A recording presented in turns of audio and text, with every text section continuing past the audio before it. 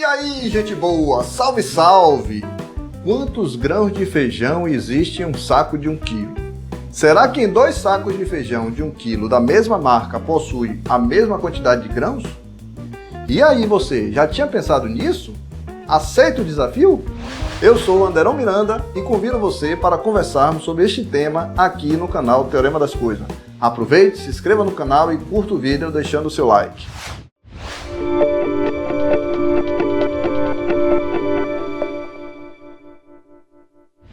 Bem, nós do Teorema das Coisas arregaçamos as mangas e encaramos essa empreitada. E fomos à luta, ou melhor, às contas.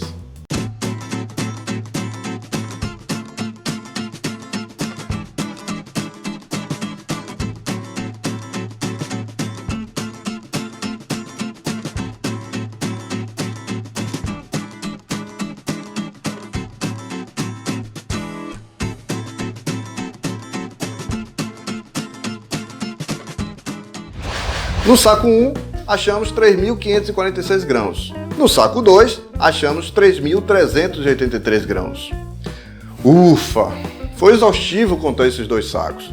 Mas vocês devem estar se perguntando, não era para dar o mesmo valor? Pois ambos os sacos possuem 1 quilo. Calma! Vamos saber genericamente quantos grãos de feijão deve ter num saco de 1 quilo. Então, vamos aos cálculos. Primeiramente, separamos 1 grão de feijão e pesamos obtendo 0,3 gramas. Com isso, deduzimos que 1 grão de feijão tem 0,3 gramas aproximadamente, conforme a precisão da balança. Logo, teremos a seguinte regra de 3. 1 grão está para 0,3 gramas, assim como X grãos está para 1.000 gramas, que corresponde a um saco de 1 quilo de feijão. Logo, daí eu tenho 1 sobre x é igual a 0,3 sobre 1.000, que vai resultar no valor de x igual a 3.333,3 grãos. Ou seja, um saco de feijão deveria ter, em média, 3.333,3 grãos de feijão. Ah, então me explique por que este valor está diferente dos sacos 1 e 2. Elementar, meu caro Watson. Esses valores se diferem devido ao tamanho do grão escolhido e conforme a precisão da balança, pois se observarmos no saco de feijão de 1 kg, possui feijões com várias formas e tamanhos diferentes, menores, maiores e ainda tem impurezas, umas pequenas pedrinhas e caules oriundos da colheita. Logo, essa mistura de fatores impactará no valor total do experimento realizado e nos valores de grãos contabilizados nos sacos 1 e 2. Mas este exemplo serviu para mostrar que é possível sabermos, em média, quantos grãos de feijão existe em 1 quilo, 3.333, aproximadamente, sem precisar contar grão por grão. Graças à matemática!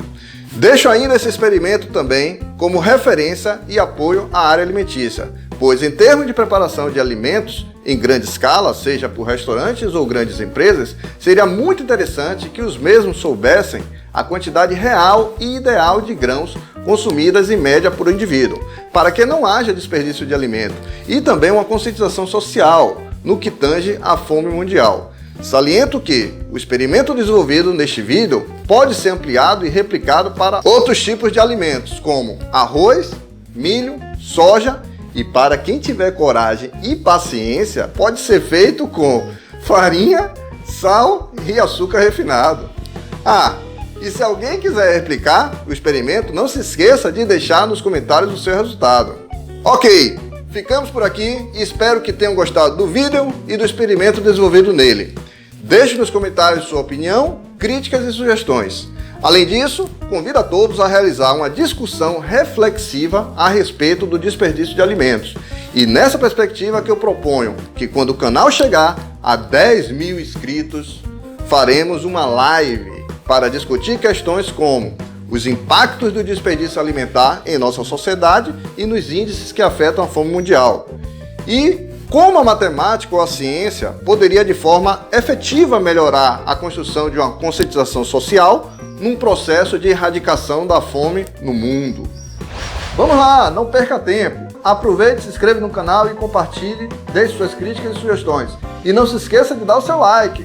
Saudações numéricas e filosóficas. Até mais! Bom, outros tipos de alimento, como arroz, milho, soja, e para quem tiver coragem, paciência, pode ser feito com farinha, açúcar. Corta, velho, corta. Rapaz, imagine, velho, o cara cortar farinha.